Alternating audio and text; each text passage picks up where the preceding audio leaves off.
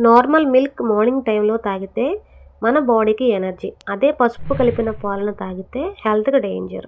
అసలు ఈ పాలను ఏ టైంలో తాగితే మన హెల్త్‌కి మంచిదో తెలుసుకోవాలంటే ఈ వీడియోని ఎండ్ వరకు వాచ్ చేయండి. మరిన్ని మోర్ హెల్త్ అప్డేట్స్ కోసం మన అకౌంట్‌ని ఫాలో చేయండి. హెల్త్‌కి సంబంధించి మీకు ఏ ప్రాబ్లమ్ ఉన్నా కామెంట్‌లో మెన్షన్ చేయండి. నేను మీకు రిప్లై ఇస్తాను.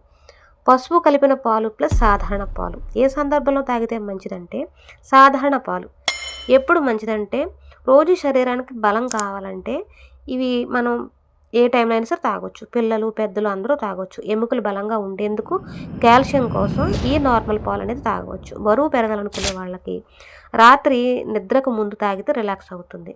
వీటిలో లాభాలు ఏంటంటే కాల్షియము, ప్రోటీను, విటమిన్స్ అలాగే శరీరానికి శక్తినిస్తాయి. అలాగే పసుపు కలిపిన పాలు ఏ టైంలో తాగితే మంచిదంటే జలుబు, దగ్గు, గొంతు నొప్పి ఉన్నప్పుడు, అలాగే శరీరంలో వాపులు, నొప్పులు ఉన్నప్పుడు, గాయాలు త్వరగా మానేందుకు, ఇమ్యూనిటీని పెంచుకోవాలనుకున్నప్పుడు, రాత్రి పడుకునే ముందు తాగితే మంచి నిద్ర కోసం ఈ పసుపు కలిపిన పాలు తాగితే మంచిది.